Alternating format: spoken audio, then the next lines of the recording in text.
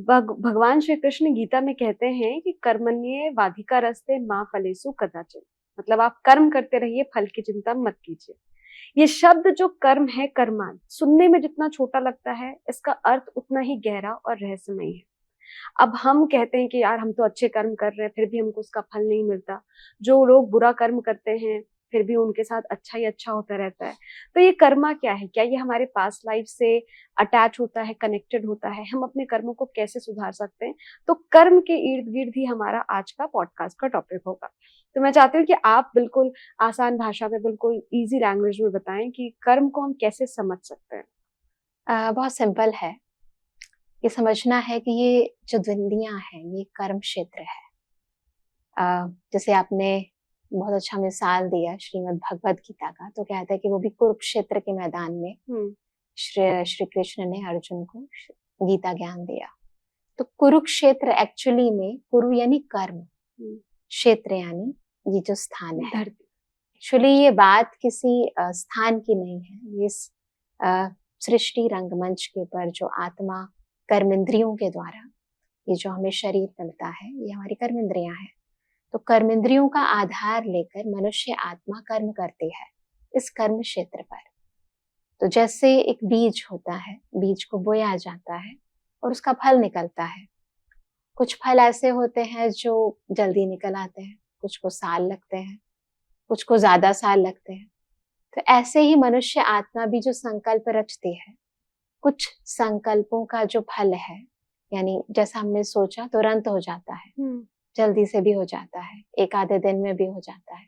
कुछ को साल लगते हैं, कुछ को महीने भी लगते हैं, किसी को ज्यादा साल भी लगते हैं। तो इट डिपेंड्स, और कई बारी आपको अगले जन्म में भी मिलता है।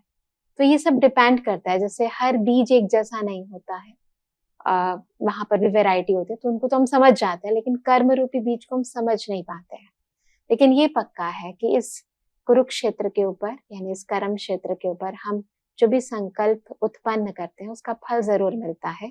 और जिस क्वालिटी का, जैसे बीज होता है ना, क्वालिटी पर डिपेंड करते हैं।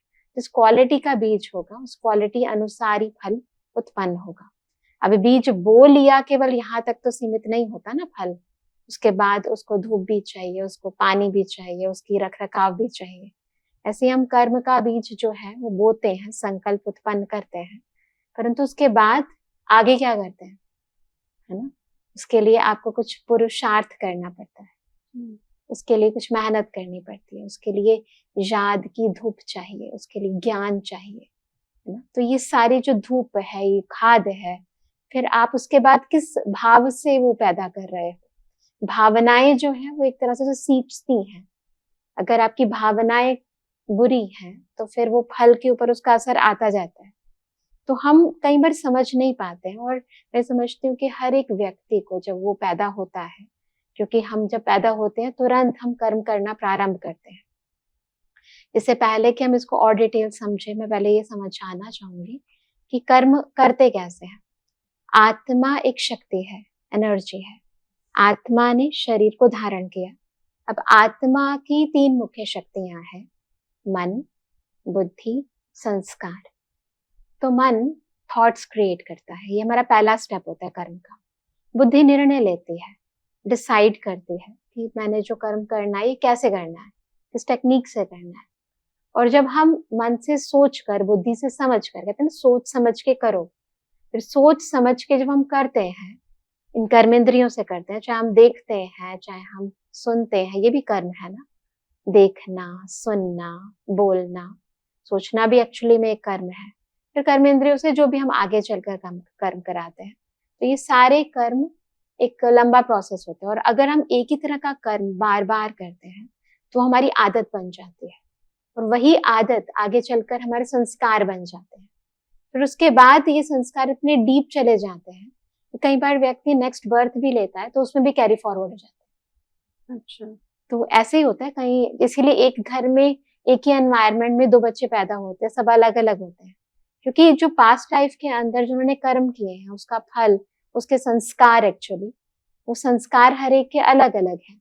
तो बीज की क्वालिटी अलग है, तो भले एक ही जमीन में बोया गया है लेकिन अलग अलग फल और अलग अलग तरह का फल पैदा करेगा। तो इस तरीके से हमें थोड़ा सा हम इजी तरीके से समझ सकते हैं कर्मा को। क्या आप जानते हैं श्री कृष्ण ही काली है? क्या आपको पता है राधा जी ने श्री कृष्ण के सामने कौन सी 3 शर्तें रखी थी?